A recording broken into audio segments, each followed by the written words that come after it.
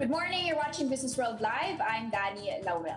And I'm Jess De Los Santos. Here are the biggest stories to kickstart this trading day, Tuesday. The latest COVID-19 surge in Metro Manila has already reached its peak, but experts warn that the Omicron wave is likely to persist. The DTI urges the Senate to speed up its concurrence of the RCEP, saying delays in ratifying the trade deal would adversely impact the economy. Robinsons Retail announces that it will rebrand MINISTOP after it fully acquires the franchise next month. And state-run Land Bank assures its customers that its systems remain safe and secure. That's following claims that some teachers lost money from their accounts. We begin our broadcast with health experts confirming that the latest wave of COVID-19 infections in Metro Manila has already peaked. However, they warn that the Omicron-driven uptick in cases in other parts of the country may persist for a few more months. Camille Samonte with the rest of the story. COVID-19 cases in Metro Manila are now on a downward trend after it finally reached its peak earlier this month. The health department said they observed that the daily cases driven by highly transmissible Omicron variant has been declining. Lumalabas ng peak na at nakikita natin ilang araw ng sunod-sunod na bumababa ang kaso ng NCR at lumiliit ang porsyentong iniaambag nito sa ating total caseload. Octa Research had also observed similar findings after the growth rate in Metro Manila had gone down to negative 50% from negative 42% last week. The reproduction rate had also decreased to 1.3. The Metro has been downgraded to very high-risk classification. Still, DOH said the government need to assess the metrics first to decide if Metro Manila could be de-escalated to alert level 2. But for Octa Research, the downward trend may continue next month. So based dito sa trend nito, maaaring by Valentine's, at sana maging masayang Valentine's natin, ay baka nasa less than 1,000 cases na lang tayo per day sa Metro Manila. David, however, noted that the Omicron wave nationwide could last until March or April. Medyo matatagalan yung yung Omicron wave kasi kahit na medyo bumababa na sa sa NCR tsaka sa Cavite, Rizal, nagpataas pa lang sa mga ibang lugar at may mga ibang lugar na hindi pa nagkakaroon ng pagtaas. Hoping na by around March to April ay tapos na yung Omicron wave sa buong bansa natin. DOH, meanwhile, is currently coordinating with the WHO regarding the subvariant of Omicron dubbed BA.2. Variant under investigation. Hindi pa siya variant of concern. Binibigyan tayo ng pinakahuling datos patungkol sa mga katangian ng bagong variant na ito. For News 5, Camille Samonte, We Are One News. Now on to some updates on the economic front. The Trade Department says delays in the Senate's concurrence of the RCEP will have a negative impact on the economy. Trade Chief Mon Lopez said delays in Senate's action would hurt economic activity and job creation as trade and investments would be diverted to other countries in the region. The RCEP was ratified by President Duterte in September and is now pending in the Senate for its concurrence. Since the start of the year, the RCEP is now in force in 11 countries, including Japan and Singapore. The Senate only has until February 4 to tackle the RCEP before lawmakers go on break for the election campaign. Lopez also described the RCEP as a strategic tool to sustain the region's economic advantage.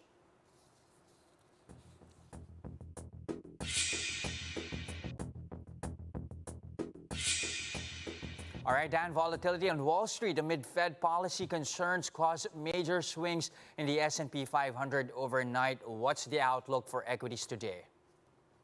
Exactly what you just said, Jess. Take a look at my terminal here. The S&P 500 did end in the green, but it had gone as low as down 4% before swinging back to gains. The prospect of a Fed interest rate hiking cycle and also balance sheet reductions to tackle that inflation in the U.S., decades high inflation, is rattling markets. Plus, there's geopolitical tensions as well. There's a U.S.-Russia tension over Ukraine. Russia has denied intentions to invade. That has also encouraged demand for safe havens. Now, if you take a look at the terminal, I mean, Europe has been battered yesterday. Global shares are now down more than 6% just this month. But some strategists are saying it's time to make, quote, shopping lists. Oppenheim says they're still very positive on the long-term equity space, but they think it's in for a rocky time, at least over the next 2 to 3 months. Now, meanwhile, let's take a look at our own index, sliding in the same way, but just a touch down by 0.05% to 7,249.21.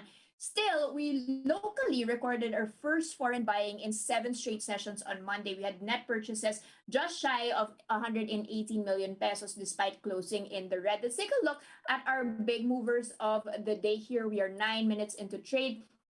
You can see Wilton Depot, Jollibee, and Robinson's Retail leading the charge here. Some sort of reopening stocks, if you could call it that. You've got Alliance Global, however, Ayala Land, and Metro Pacific sitting, or at least dragging the bourse down. And recall that yesterday we also had the second IPO of 2022. That's After House Stock, and that commenced trading yesterday. That's Figaro Coffee Incorporated, or FCG, on the Bloomberg terminal, and that had closed its first trading day up by 2.7% at 77 centavos. Right now, it's back 3, to its IPO price, essentially. Of they've already raised 767 million pesos. Luis Limlingan actually said of Regina Capital, it was a relatively warm reception for Figaro, given, of course, that most of the session it was trading above 80 centavos. It just closed 77, really just because of profit taking, according to Luis. Now, Figaro had said they're very happy that there was strong interest from both institutional and public investors. PSE President and CEO Ramon Monzon actually said 94% were taken by local small investors. So that's very good. You know, investors, retail investors from 51 provinces and 11 countries coming in. And recall, you know, they want to add 61 stores in 3 years, focusing on middle class expansion outside of the metro. And finally, just a quick peek on RRHI, on that headline story. It's up by 1% here. They now confirm they will be buying that remaining 40% share of MINISTOP from the Japan parent, and then they will be rebranding after the acquisition. We don't know what the rebrand will be looking like, but they did say they will consider the current strong offerings they have, like Uncle John's Fried Chicken and Kariman, when they do that rebound.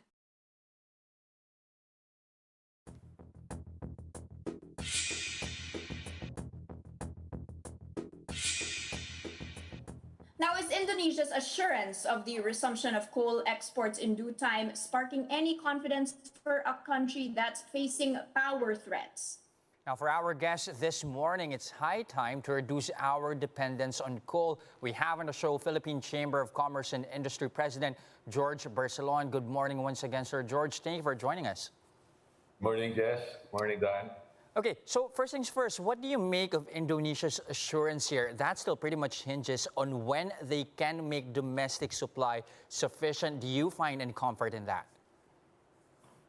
Well, at least we're happy that Indonesia has acceded to the request of our country for them to continue shipping out coal. They came out with the banning of coal for the early part of the year.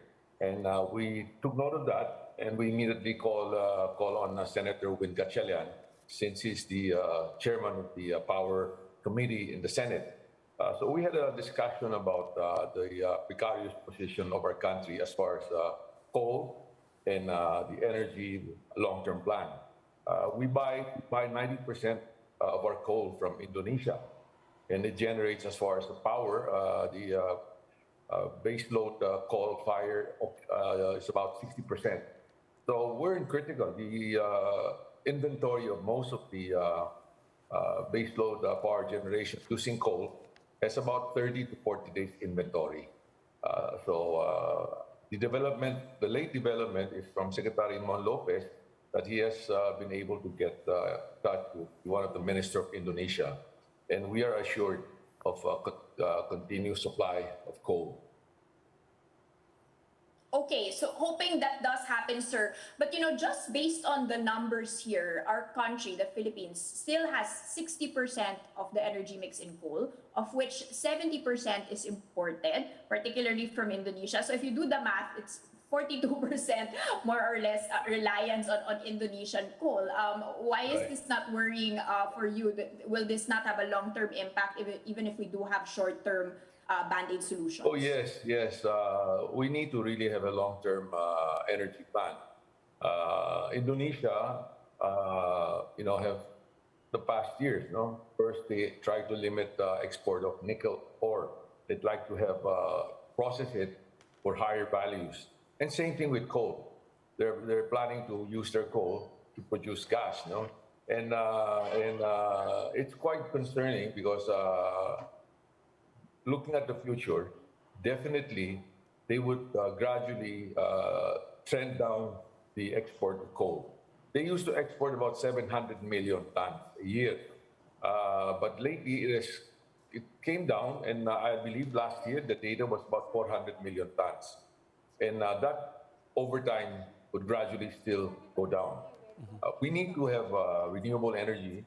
Of course, we try to limit coal-fired power plant. But that is the cheapest source of energy fuel. We know that the government has rescinded or stopped issuing licenses for coal-based power plant because of the winter and also some issues with the power source.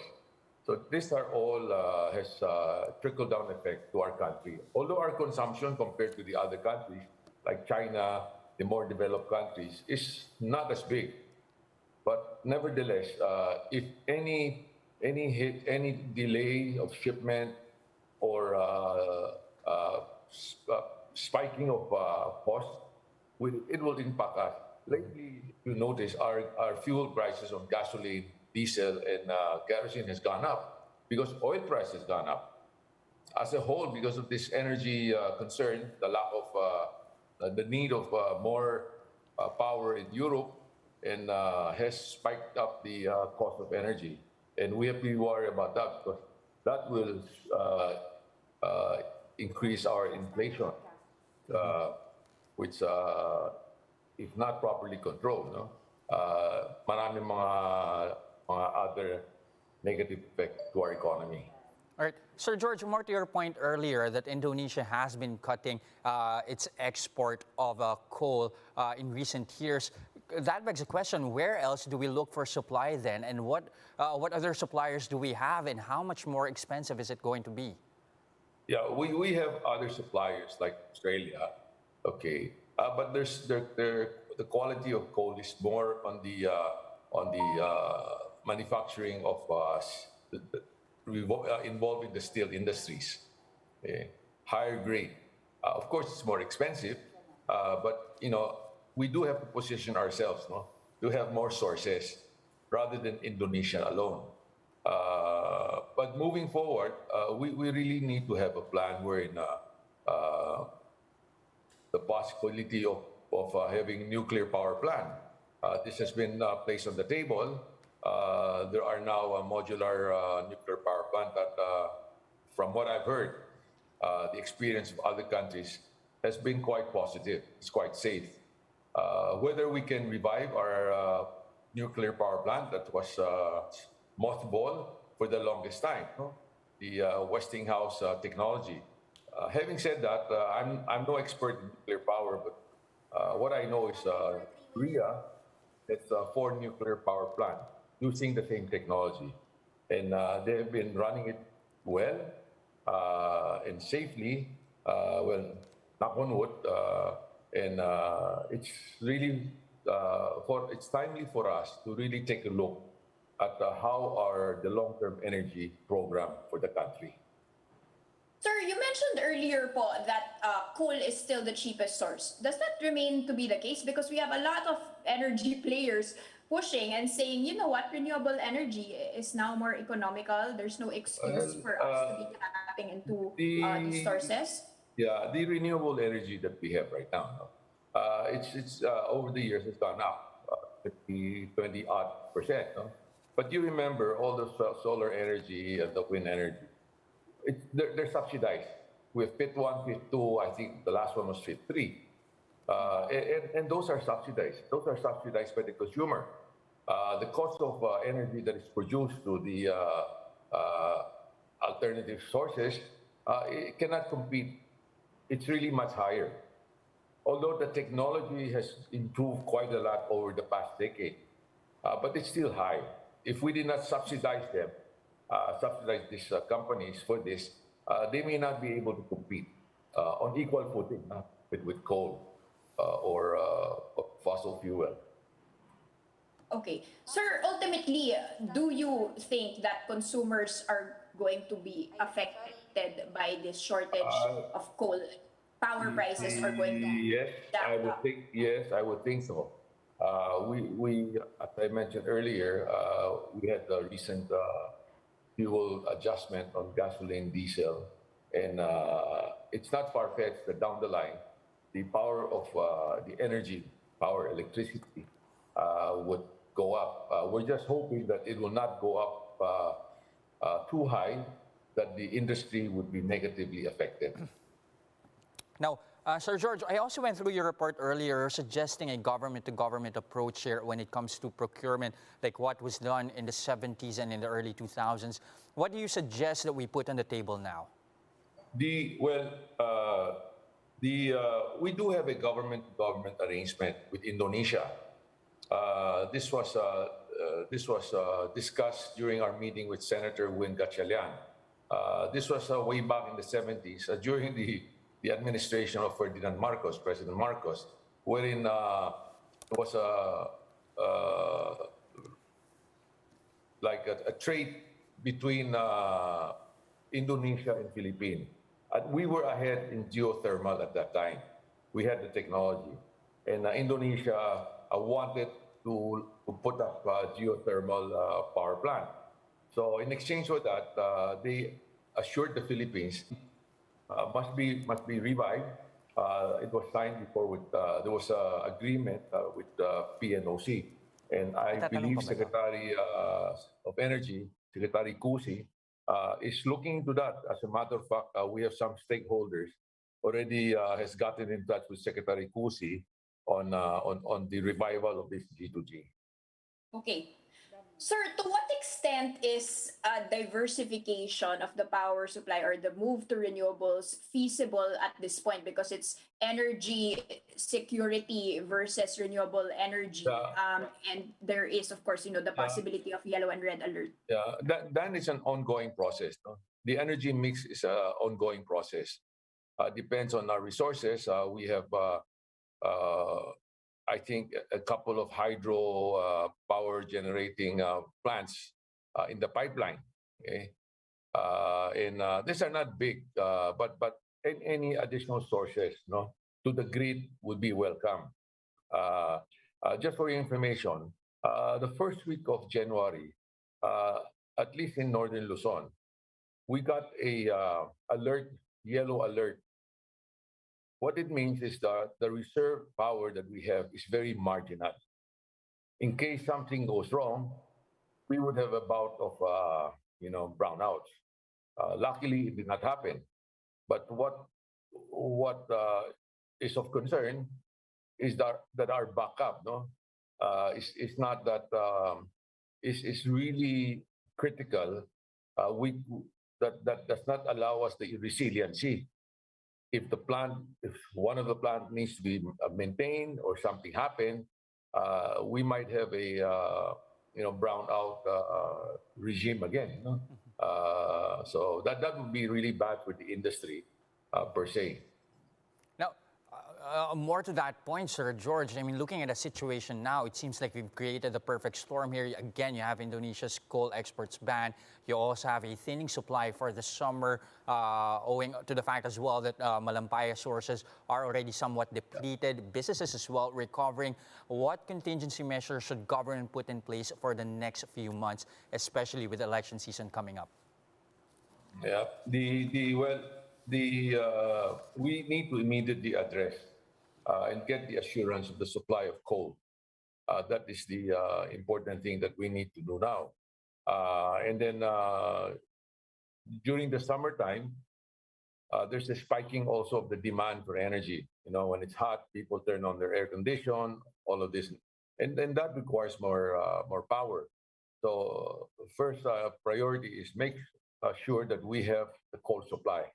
Okay, and secondly is that the plants that we have, many of the plants are, although the rating is let's say a certain number X, but their output is sometimes just 60%. So it's quite marginal, and that has to be also be programmed to properly maintain them to avoid any long-term, long maintenance that will disrupt the supply of the power. So those are things that must be put in the pipeline to avoid as much as possible any unnecessary brownout. Okay, like what you mentioned at the start of the interview, there needs to be at least a long-term planning to address our power supply issues. Thank you very much for your time this morning. Again, George Barcelon, President of PCCI. Thank you, sir. Thank you, Jess. Thank you, Dan. Now, coming right up, Land Bank insists that its system was not compromised following reports that some customers lost money to a hacking incident. Now, more of that and other stories.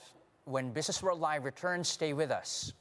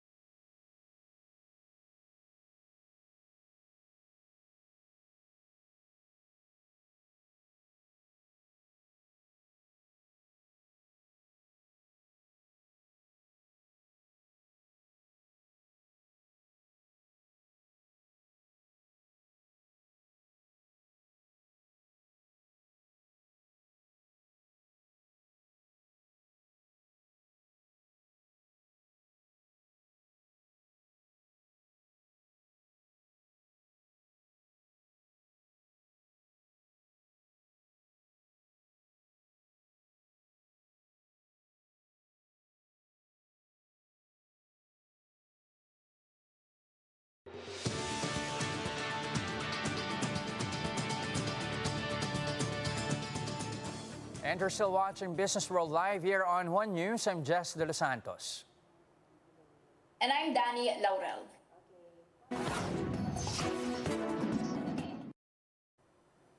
Now, here are the other headlines we're keeping our eyes on. The Agriculture Department is now readying a fuel discount program for fishers and farmers. The agency said the fuel subsidy program is authorized under the General Appropriations Act and will have a 500 million peso funding. The subsidy will be triggered when the 3-month average Dubai crude oil price hits or exceeds $80 per barrel based on the mean of Platts Singapore benchmark. The DA says those eligible for the program are producers that own and operate agricultural or fishery machinery individually or through an organization, cooperative, or association. Now, the Customs Bureau collected nearly 166 billion pesos in duties last year. That's from its fuel marking program.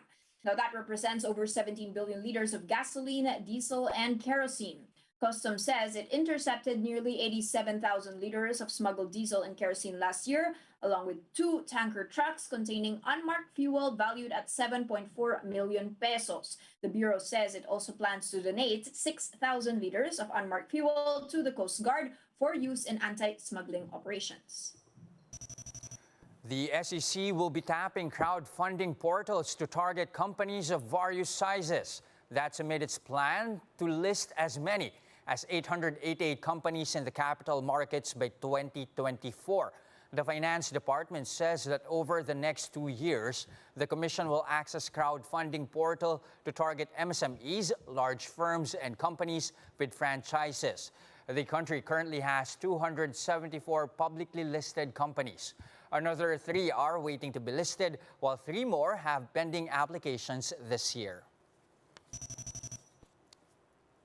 And another story from the SEC, the Commission has issued halt orders against Good Pocket and Easy Money Lending Corporation for engaging in unauthorized lending activities.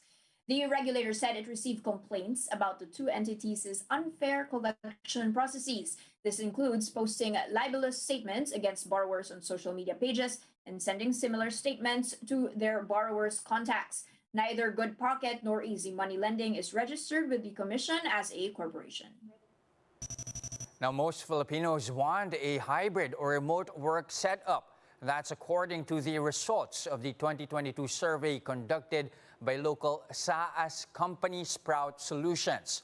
Out of nearly 8,200 employees surveyed, 91% said they want a hybrid or remote workplace. The study also found that 80% of human resources administrators preferred the same setup. As for those who want to return to the office, the survey found that most of them would like to feel safer on site. Now, some teachers reportedly lost money from their land bank accounts due to an alleged hacking.